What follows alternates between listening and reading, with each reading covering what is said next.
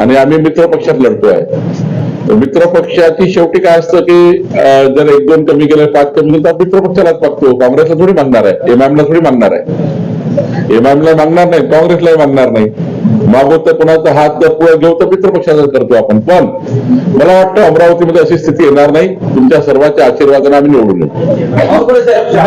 भाजपच्या स्थानपत्रात नोंदणी जाणार आहे या युवा स्वाभिमानच्या कार्यकर्त्यांच्या तक्रार आलेली आहे काय आणि आली असेल भूमिका काय?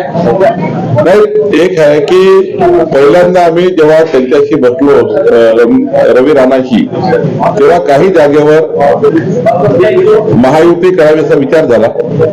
त्यामध्ये 7 सीट त्यांना सोडलेल्या होत्या. आधी 9चा विचार झाला, मग 7 मध्ये आम्ही फायनल झाल्या. मग आम्ही 3 सीट वाढवून देण्याचाही प्रयत्न केला. त्यांनी तेवढ्याच लढाव्या, इतर लढू नये असाही विचार झाला.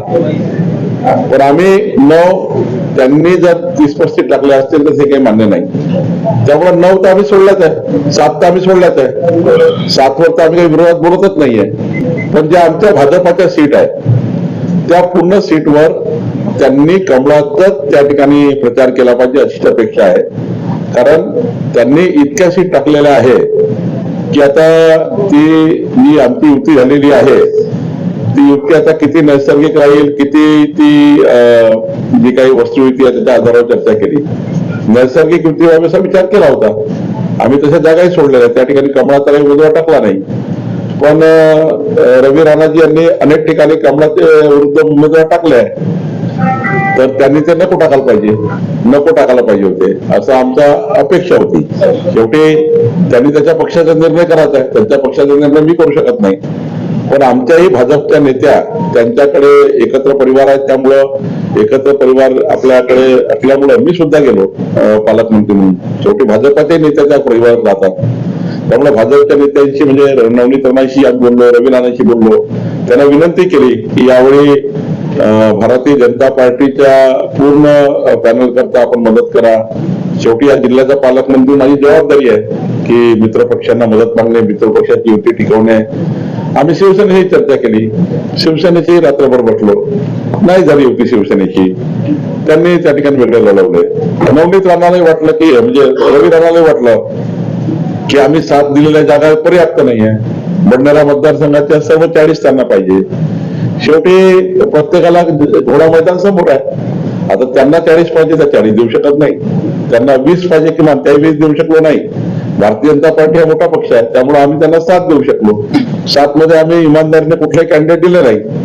त्यांनी त्याच्या विरुद्ध कॅन्डिडेट टाकले, त्यांना जास्त कॅन्डिडेट पाहिजे होते. मला असं वाटतं आता तो विषय संपलेला आहे. आता या विषयात आम्हाला पळायचं नाही. पालकमंत्री म्हणून मी माझी जबाबदारी पार पाडली. मी नवनीत राणाजीकडे गेलो, रवी राणाजीकडे गेलो. मी शिवसेनेच्या नेत्याशी खूप वेळ चर्चा केली नागपूरमध्ये. मान्य आपले जगदीशभाऊ गुप्ताजी आणि सर्वच आम्ही नागपूरमध्ये 2-3 तास बसलो, त्यांच्याशी चर्चा केली. शेवटी महायुती चर्चा करावी लागतं, त्यामुळं आम्ही सर्वांशी बोलूनही काही महायुती झाली नाही.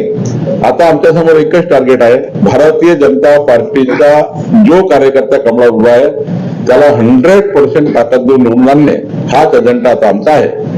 सर, अमरावती शहराचा तपशील जो भाग आहे त्या भागामध्ये गेल्या 20 वर्षापासून अकोले वन रस्ता हा 20 वर्षांपासून पेंडिंग आहे.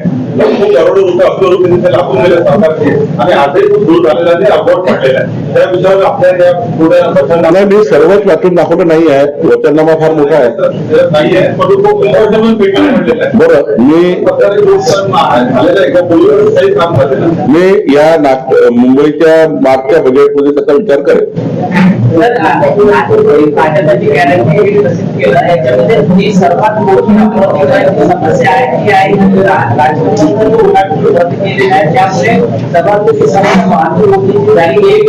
आणि दुसरं अमरावती शहरामध्ये जे गुन्हेगारी फोफावली त्यामुळे सीसीटीव्हीचा अजूनही आता पत्ता नाही. आणि अमरावती रेल्वे स्टेशन मागणार आहे त्या स्थळावरून अशी एक संभ्रम निर्माण झाले अमरावती शहरामध्ये.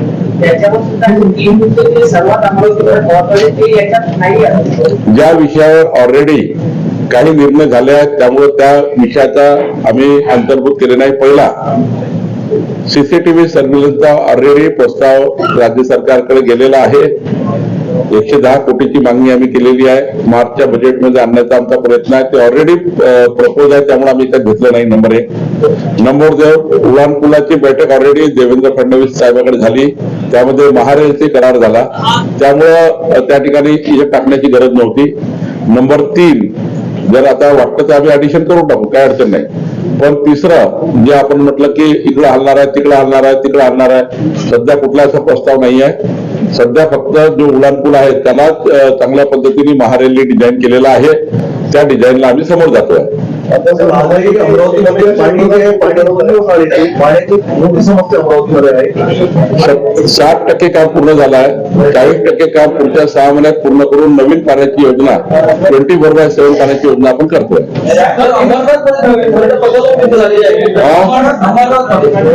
बघा, अंबरनाथ मध्ये आणि अकोट मध्ये तिथे लोकल आघाडी करण्याच्या चक्करमध्ये काही काँग्रेस सोबत, इकडे MIM सोबत आम्ही कडक सूचना दिल्या आहे. संध्याकाळपर्यंत सारे गट रद्द होतील, सारे गटाचे रजिस्ट्रेशन रद्द होतील आणि जे काही तिथे लोकल आघाडी करण्याच्या चक्करमध्ये ते केलेलं आहे ते आता आम्ही रद्द करायला आमच्या प्रदेश अध्यक्ष रवींद्र चव्हाणजींनी सूचना दिल्या आहेत.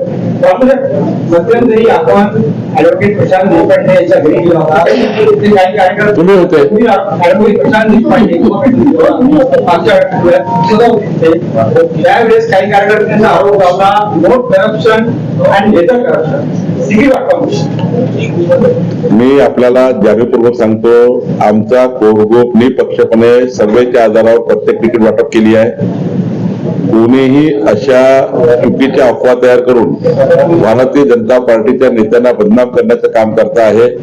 प्रशांत देशपांडेजींना तिकीट द्यायला पाहिजे होती का? तर द्यायला पाहिजे होती, कारण ते चांगले कार्यकर्ते आहे, उत्तम कार्यकर्ते, अतिउत्तम कार्यकर्ते आहेत. परंतु काही समीकरणं वेळेवर असे होतात की त्यात काही वेळा चांगला कार्यकर्ताही थांबून जातो. मी 5 वर्ष थांबलो 2019 मध्ये, त्यामुळं असे दिवस येतात की एखादा थांबतं. पण प्रशांत देशपांडेचा योग्य विचार योग्य ठिकाणी भारतीय जनता पार्टी करता आहे. सर, मागील निवडणुकीत 44 जागा निवडून झाल्या होत्या. या निवडणुकीत किती भाजपच्या जागा निवडून? मला असं वाटतं की अमरावतीची जनता सुजाण आहे. तुम्ही आमचं म्हणणं योग्य पद्धतीने घरोघरी पाठवाल तुम्हाला किती जागा? आणि मला असं वाटतं की 51% मतं घेऊन चांगल्या पद्धतीने आम्ही निवडून येऊ अशी आम्हाला अपेक्षा आहे.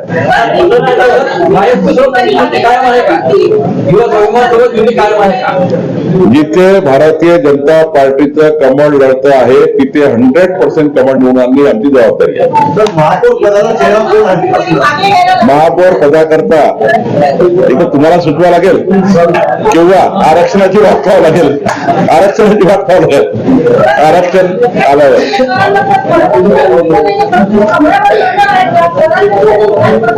काय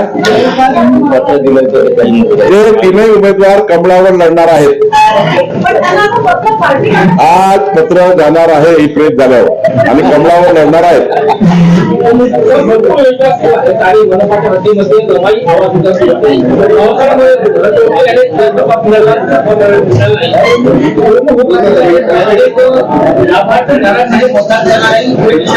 मी त्यांना जाऊन भेटणार आहे आणि त्यांची मनधरणी करून त्यांना जो काहीतरी असुरक्षा निर्माण झाली आहे ते मी दूर करणार.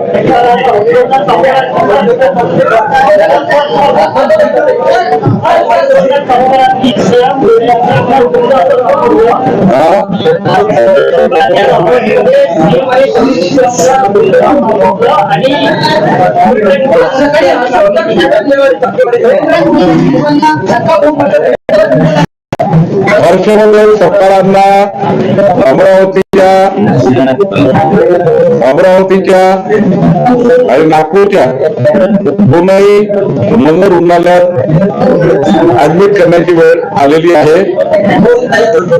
हर्षवर्धन सरकार हे हिंडणाऱ्या त्यांच्या गावातच हरतात, त्यांना काही बोध नाही. हर्षवर्धन सपकाळ हे सूर्यावर एक दिवा जसा असतो तसा सुटण्याचा प्रयत्न करतात. नगरपालिकेच्या निवडणुकीमध्ये हर्षवर्धन सपकाळची काँग्रेस हे सिंगल डिजिटवर आली, अत्यंत किंचित होत चालली. महानगरपालिकेला कुठंच काँग्रेस दिसणार नाही, या फारच किंचित दिसणार आहे.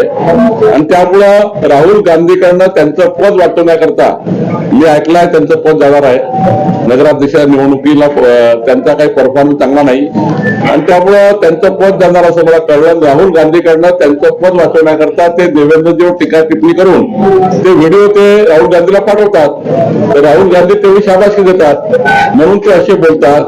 खरं तर देवेंद्र फडणवीसावर बोलण्याची लायकी हर्षवर्धन सपकाळची नाही. आणि यानंतर जास्त जर बोलले तर भारतीय जनता पार्टीचा त्या जिल्ह्यातला कार्यकर्ता ज्या जिल्ह्यात ते बोलतात त्याची याबद्दलची दखल घेणार आहे, पक्ष दखल घेणार आहे. त्यांनी आज प्रेस कॉन्फरन्समध्ये म्हटलं होतं, बावनकुळे साहेबांनी सांगितलं म्हणे का मला घरात शिकवत, म्हणून त्यांनी ते उत्तर दिलं. आता म्हटलं तुम्हाला म्हणजे अमरावतीचे मालकमंत्री हे टक्का भाऊ आहे असे त्यांनी म्हणजे टक्का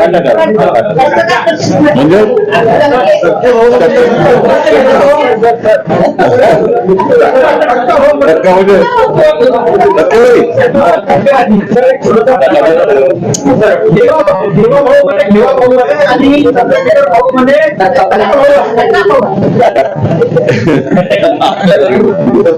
या राज्यामध्ये अजून तरी कुठला कॉन्ट्रॅक्टर, अजून तरी कुठला अधिकारी किंवा कुठला व्यक्ती चंद्रशेखर बावनकुळे किंवा देवेंद्र फडणवीस टक्केवारीचा आरोप करू शकतो.